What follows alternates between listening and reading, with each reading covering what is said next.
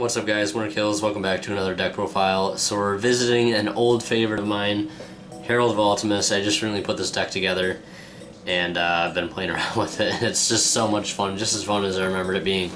The stuns of this deck are real. So if you haven't seen what this deck does before, I'll explain it in once we get it going in the video. But this deck's a lot of fun. So we'll go ahead and jump into the monster lineup real quick. So for your rituals, you need 2 Herald of Ultimateness and 1 Herald of Perfection. The reason I'm not just playing 3 Herald of Ultimateness is because you use advanced ritual art to summon this guy, and you send 2 of these guys, but you play 3. So if you have 1 left over, you can send 1/6 for this guy and get an extra summon. So obviously next we're playing 3 Gyakateno Megami. Basically just fodder for your advanced ritual art. And then you play Spirit Engine, which involves 3 Nikatama, 3 Aratama. Basically this gives you another normal summon, another spirit normal summon, the blue ball, and then you summon this guy, which searches you another spirit, which is essentially going to be a fairy.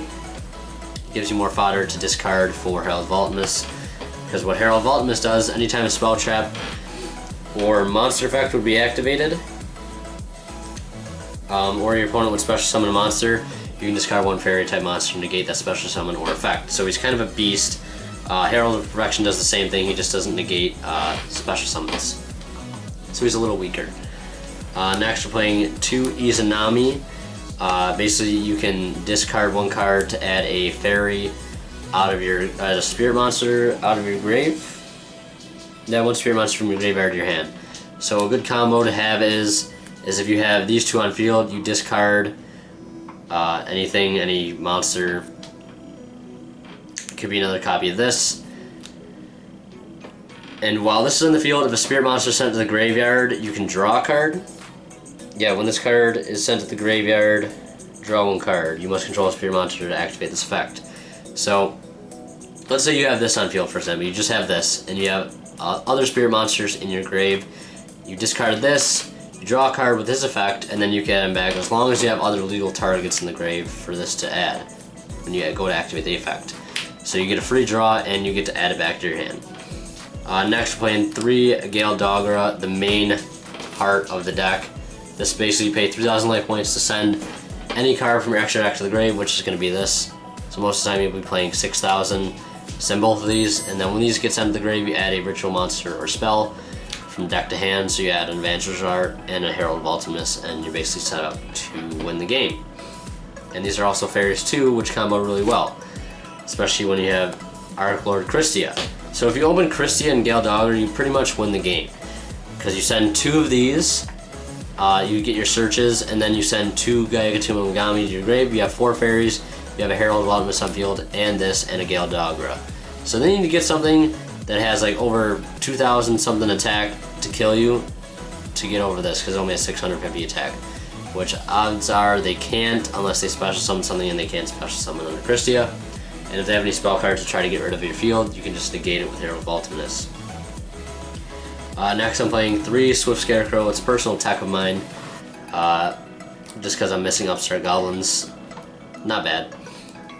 2 Honest, amazing fairy. You can put your Herald of Ultimateness in attack position and not have to worry about getting it run over. 2 Herald of Orange Light. You can discard this another fairy to negate the activation of a monster. Yeah, monster effect. The other ones negate like spell and trap effects. Next you play 1 Yaksha. During the end phase they bounce back to your hand just like all spirit monsters do. His effect, you can start 1 spell trap card your opponent controls and return to the hand. And he targets a face-up attack position monster your opponent controls, and then you just bounce it. So very, very strong card. And you can search it off your Aratama.